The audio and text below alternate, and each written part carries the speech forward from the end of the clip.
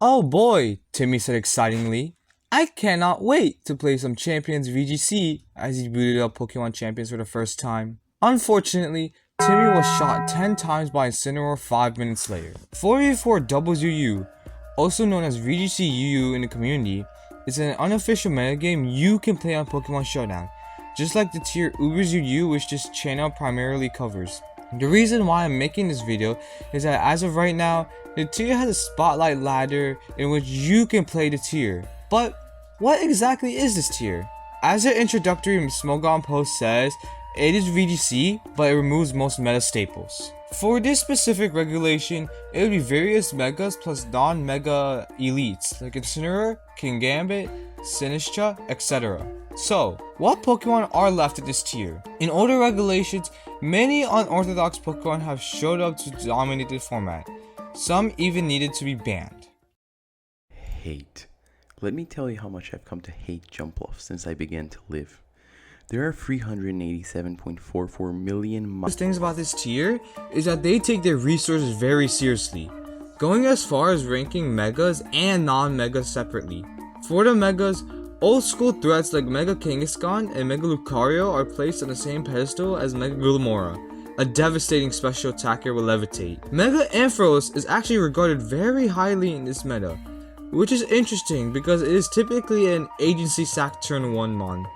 But for real, Mega Ampharos is a very fun mon, as someone who's playing in the open right now, it has done very well on hard Trick Room teams. Many of the new megas such as Dragonite, Chandelure, Feraligatr, and others find good usage on teams, with many players innovating sets for them. For non-megas, Dragonite and Volcarona are the best, which makes sense because as in normal VGC formats, they are actually quite good. In fact, many power-crept familiar faces like Meowscarada, Palafin, Arcanine, Rotom-Mow, Hydreigon, and Politoed pop up to great viability. This tier has a lot of viable strategies. Rain is a strong weather option, but Sun can also be used, especially with the devastation that is Trick Room Torkoal. Speaking of, Trick Room is viable with many slow threats like the aforementioned Torkoal and Mega Abomasnow, both of which pair nicely with Mega Ampharos.